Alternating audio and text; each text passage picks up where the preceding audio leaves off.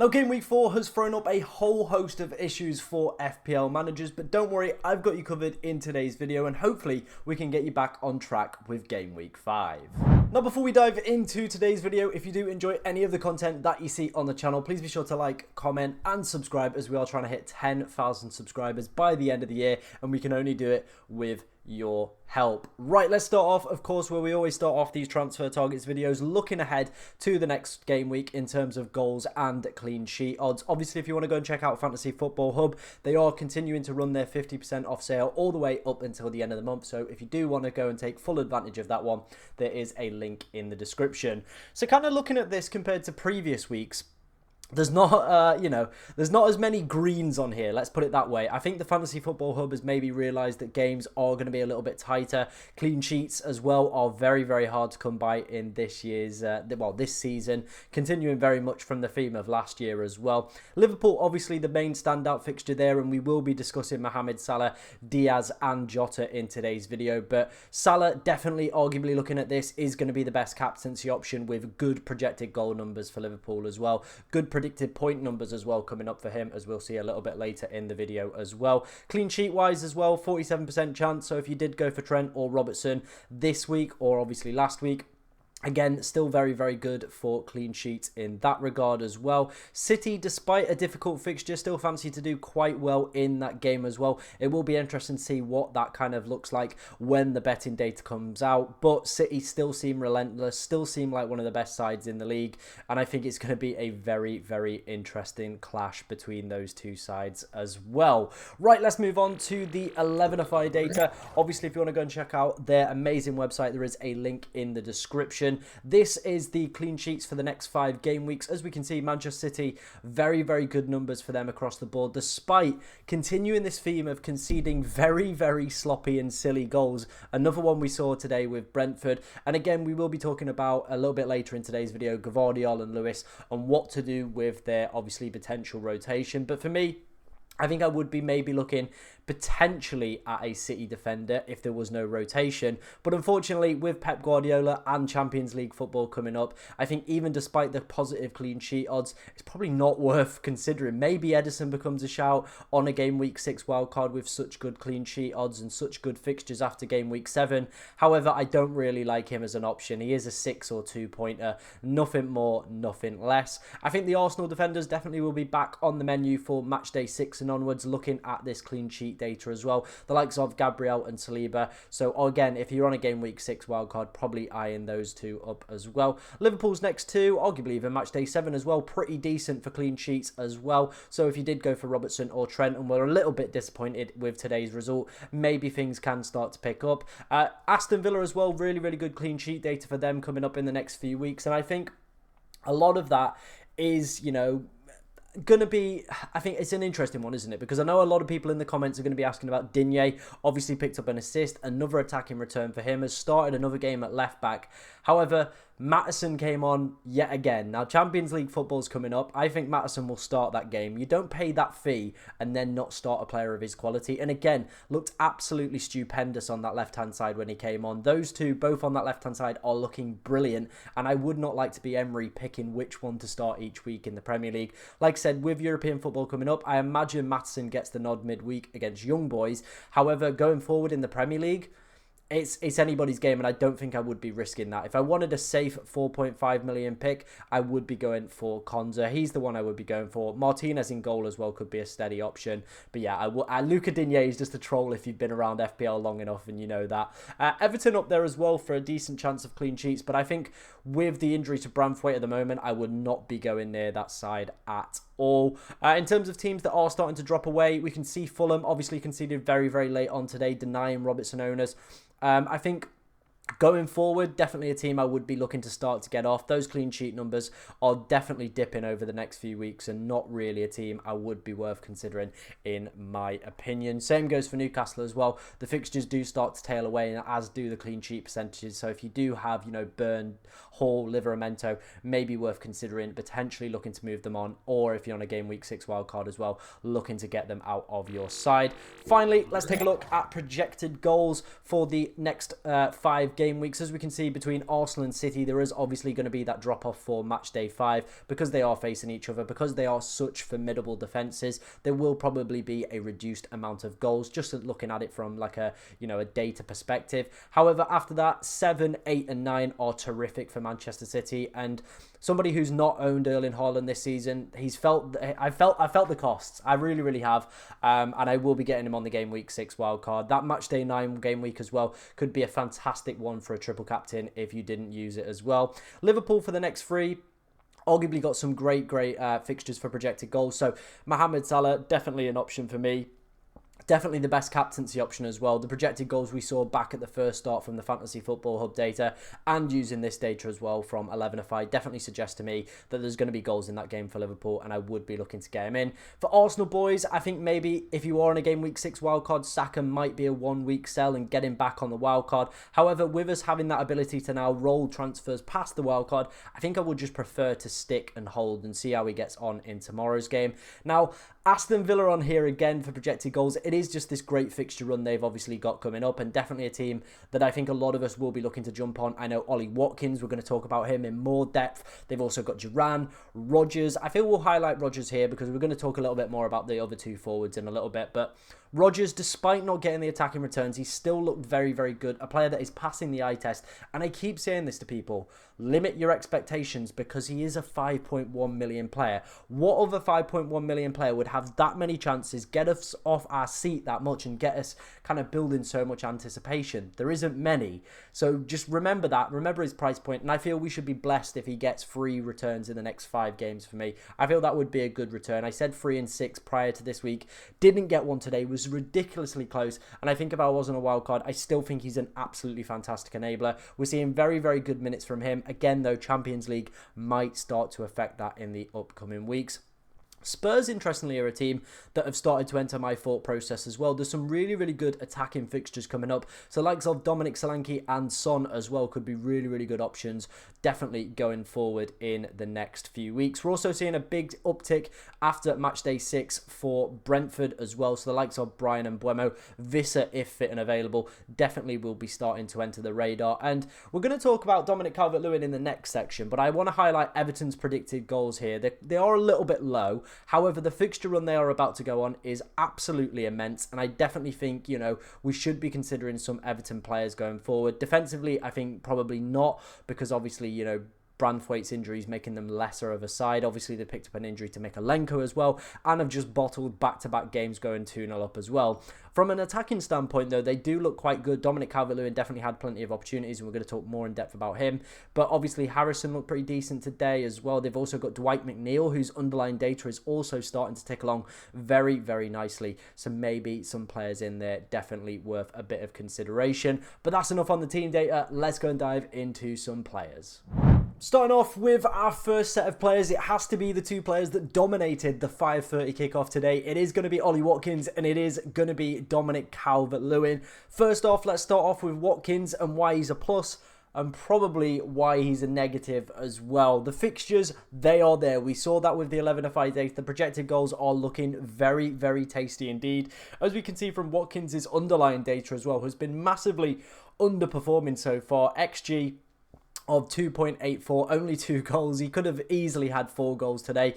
Obviously, one of the big chances as well that obviously Rodgers put straight across the box also wouldn't have counted because he got no contact on it, so it didn't count towards that. So again, missing out on further XG, but very easily could have had 3 or 4 today. An absolutely scintillating performance from a scintillating player. The fixtures are there. We saw what he's capable of last season, and he's obviously going to start to put in more and more goals as the season does progress.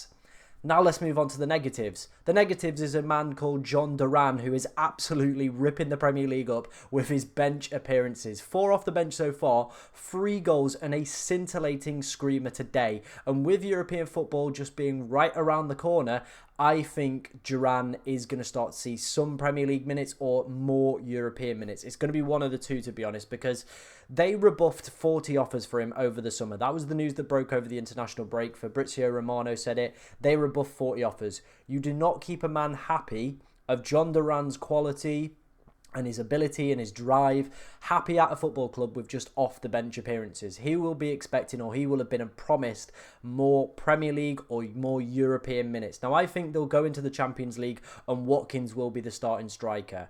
Come the games at the weekend though, maybe that Ipswich game, maybe the Wolves game, we maybe see John Duran start one of them, maybe Watkins sits it out. Who knows, or maybe it comes the other way around as well, because both of them have started the season. Well, I mean, Watkins has been a little bit more of a slow starter, but Duran has started the season on fire, to be honest. And I do feel at some point we will see a benching for Watkins. And when we are paying that more premium price of 8.9 million, which this season is very, very hard to squeeze into our sides, it does just put me off slightly. I think the fixtures are there. I think Ollie Watkins is an amazing footballer, and I've got a lot of time and a lot of respect for him, and I think he could be a great player to go for. However, it does for me put me off with the fact that the quality of the backup they've got in John Duran, the fact that they rejected 40 offers, and I think the way he started this season for me. So that is probably what's just putting me off Watkins right now, but I still think he could be a fantastic footballer, and if you've got an appetite for a gamble, maybe he could be worth it, because the fixtures, like I said, are scintillating and he could really do some damage over that time period. Somebody that doesn't have that issue, but unfortunately the issue he has is he plays for Everton, is Dominic Calvert-Lewin. Again, he's probably been Everton's only bright spark in a very, very disappointed and gloomy season. 2 goals, 1 assist for him as well. Again, another player who could have come away with at least another 2 or 3 goals today. The run that Everton go on now, all the way up until around game week 11, and if you want to push it all the way till the 3rd of December, is absolutely incredible. So if we get maybe news over the week that João Pedro is not available, or Muniz is going to be benched again, I think if I was looking for an easy replacement, or if I'm on Visser and the news kind of comes out that his injury is a little bit worse than feared, I think Dominic Calvert-Lewin could be the man to go for. Now, the problem is he does play for Everton. They are a team that notoriously don't create many chances. They were the 2nd lowest scoring side in the Premier League last season. However, for me, it seems like they need Dominic Calvert-Lewin to keep doing what he's doing, keep creating the opportunities, keep putting the ball in the back of the net. I think as well, he's always been one of those players that is just a little bit of an unnatural finisher compared to people like, obviously, Son, Foden. They're just natural finishers where they overperform on their XG. He's somebody that actually manages to underperform season in, season out. He's just not a natural finisher. That is the only problem. But I think this long run of fixtures, a penalty taker, a player who seems to have got his fitness back as well and managed to kind of avoid any serious injuries so far this season, and for large parts last season as well. I think Dominic Calvert-Lewin could be a great player to go for, to be honest. Game week 6 wildcard, I'm definitely eyeing him up as an option as well. But the fixtures, like I said, are scintillating, and I definitely look into potentially bringing this man into your side.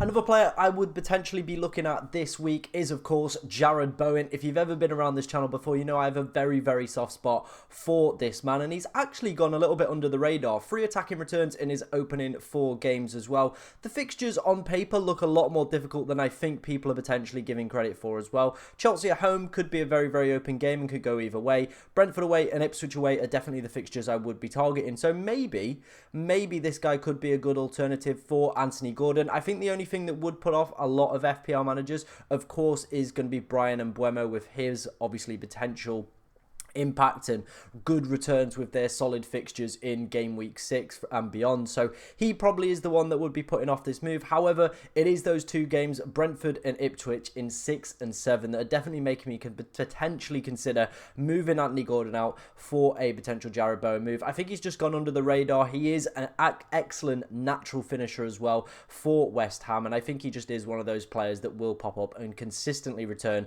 throughout the course of this season. But you know, there are some definite difficult games in there. You know, Tottenham, United, Chelsea, it could go either way. And West Ham haven't looked the best over the opening couple. So for me, it probably is that Ipswich fixture just shining through, and probably a little bit of bias towards Bowen that I do have that is maybe bleeding me to suggest him. But I still think he could be a very smart pickup. I think if I was to pick between the 2, though, for that game week 6, maybe wildcard or looking for a transfer at that point, I think I would be going for Bryan Mbeumo over Jarrod Bowen. Right, let's move on. Let's take a look at another 2 players. Now, I wanted to discuss both Gvardiol and Lewis, as they both played a half each today. I know some people went with Lewis, some people have Gvardiol, and the big question is what to do with both of these guys. And it's such a difficult one because I think when Gvardiol came on, we saw the Gvardiol of old, the Gvardiol of last season. When Grealish is on that left-hand side, he has got the freedom to do absolutely everything. He was getting in some really, really tasty positions today as well. The problem is, though, as is always with the problem with Manchester City and any sort of players, is Pep and his roulette wheel that we never know how to predict and how it is going to work. So me sitting here saying, you know, that I think he should start this game or he should start that game, I did not see Gvardiol being dropped today, and he was. So the unpredictability is always there. It is just sometimes getting on the players at the right time, and I definitely think that run after game week 7 is where we want to be having as many City players as possible. It's a great 4-5 fixtures, and you do feel they could very much do some damage. Now, the big problem is going to be Champions League, and I especially feel at the start of this Champions League season, a lot of the big teams are going to be looking to get as many points on the board as possible so they don't have to go into that extra kind of qualifying round to play an additional set of 2 fixtures as well. They're wanting to be getting into that top 8. So for me, I think they will be obviously looking to prioritise that one as well. I think City as well, if they go on to beat Arsenal next week, probably can take the Premier League a little bit easier across those set of fixtures as well and might see even more rotation. Now, on paper, it did look like quite a close kind of contest today. However, Haaland hit the post. He had another good opportunity as well. There was also a great opportunity, I think it was for Savinho on the right, where Gvardiol played him in as well. So they very easily could have comfortably went on to win that game as well. So don't be potentially swayed by the results. However, if you do have one of these or both of these potential assets as well, my advice would be, let's see how the Champions League plays out first. Let's see who starts in that competition. I think they'll go full strength for the Arsenal game and probably similar strength for that Newcastle one. It is during that period, though, where they have such good fixtures. There is Champions League football, and it could pose a bit of a problem. So I think for now, let's wait and see on the Champions League game, see who starts, see what the predicted lineups are looking like, and see maybe some comments from Pep Guardiola. However, both of them longer term are going to be big issues within our side. So I think if I was on a game week 6 wildcard, despite the fixtures looking appetising, I think it could be worth avoiding, to be honest. I know the clean sheet data is there as well, as we saw with that 11-5 stuff at the start of the video. It's definitely there from that standpoint. However, for me personally, just not worth the risk or the headaches that, you know, you have a player playing half a game or not even featuring. So for me, not worth going for. And I think when I wildcard in 6, I will be looking to get rid of Gvardiol, and I will not be bringing in Rico Lewis either. Finishing up, another player I wanted to talk about is going to be Jamie Vardy. Now, I had this in the deadline stream, somebody asking me about Vardy and whether or not he was a decent option. And it wasn't until I looked at the fixtures that I thought maybe this guy could be something. There's definitely some great fixtures coming up for them.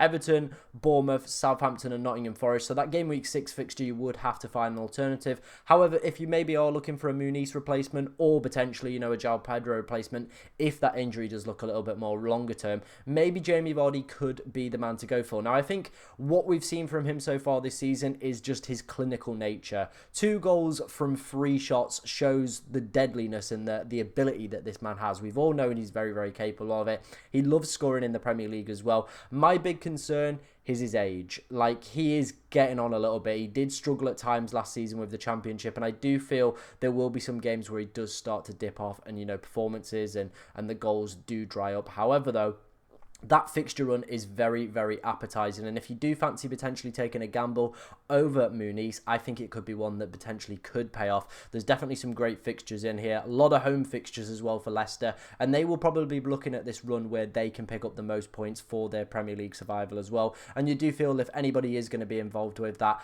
Jamie Vardy potentially could be one of those men as well. And interestingly, after that game week 6 Arsenal fixture, I definitely think if Leicester have put in some good performances during that run, maybe they beat Everton, look strong against Arsenal, we might be looking at potentially moving for a couple Leicester boys with that, like I said, really good run coming up for them. They could be a team that we do hop onto. Obviously, during that period as well, we will have other sides rotating in the Champions League, Carabao Cup, stuff like that. So, you know, that's one of the advantages of going for these lesser sides. They're going to be fully focused on the Premier League, full strength every week. And currently for me, Jamie Vardy is in that full strength Leicester squad. But let me know what you think of him as a potential option in the comments section. As we outlined, Liverpool do have a great set of fixtures coming up, not only from a defensive standpoint, but also an attacking standpoint. And two people that I know I'm going to get asked a lot of questions about what to do with them is going to be Luis Diaz and Diogo Jota, both seeing a very, very early substitution. Diogo Jota questionably still getting 3 points. However, I imagine that might be taken away from him because it was just before 60 minutes. So that could be something to potentially monitor there. But the big question is, what do we do with these two guys? As you can see, the next three fixtures for Liverpool are fantastic. Bournemouth, Wolves and Palace. The problem is the depth and quality that we've all been speaking about for a few weeks now. And of course, Champions League football around the corner. For me, it's shown that these guys are definitely one of the first names that could be up if they're not having a good performance. Now, if I did own one of them, for me personally, I'd probably say give it one more week. I think around game week 6, that switch to Bryan Mbeumo will definitely be on the cards as well. Longer term, though, I definitely would be looking to get rid of both of these guys if I did own either of them, to be honest. We're seeing that they are the first names that usually go up on that substitute board around the 60th, 70th minute. With European football coming up as well, we might start to see a bit more rotation and maybe some potential benchings coming up for their kind of owners as well. Yes, the fixtures are great. Yes, the projected goal numbers are looking splendid from 11FI as well. However, for me, again, it's the same situation we had with Gvardiol and Lewis. It's not worth that risk of rotation with Champions League football coming up and with the depth and quality that Liverpool have got in those attacking areas. It's probably not worth the gamble for me, in my personal opinion. So I think you could hold them for this week. However, longer term, I think it is going to start to become a big issue with European football coming up for both of those guys. However, one player I would still be very, very keen on if I didn't have him for this game week is going to be Mohamed Salah. He is the best captain in game week 5, arguably one of the best captains as well in game week 6. I probably would say Saka edges it. However, with their European congested campaign kind of sandwiched in between those good home fixtures, he might potentially see reduced minutes as well. So for me, game week 5 and 6, arguably maybe even 7 with that Palace away fixture, considering how they've started the season so poorly, this man could be the best captaincy option for arguably the next 2 to 3 game weeks as well. I think despite a really, really disappointing performance from him that was definitely not the Mo that we all know and love, he still is a top quality world-class asset. There was always going to be a little bit of a drop-off from him. He couldn't have managed what he was doing over the opening 3 game weeks every single game. It's just not physically possible. It was the best start he's had to an FPL season. There was always going to be a slight drop off, and that has happened this week. Hopefully going forward, if you haven't already brought him in and looking to captain him next week, I think he will be the best captain, arguably one of the most owned captained next week as well in terms of effective ownership. So definitely a player I would be looking to get into my team any way possible as well. Those next 3 fixtures are very, very exciting as well from a kind of, Salah owner standpoint as well. The data that he's been putting up as well has been extremely good as well. So, you know what? I think, despite today's disappointing performance and obviously disappointing result for Liverpool, I still think he's an absolutely wonderful asset, and like I said, offers the best captaincy option for 5 and 6, and that realistically so far this season has been the big difference for me in terms of having the best captain each and every single week makes that difference in terms of your rank. I've been saying, there's probably only game week 1 where Salah was the better captain than Haaland. Outside of that, it has been Erling Haaland every single week as the better captain. Now it is that big flip, and this is where Mohamed Salah does go and deliver as well. He's interestingly top of predicted points for this week as well. So for me, if you are looking for a good captaincy option for the next 2, I would be very, very highly recommending going picking up Mohamed Salah.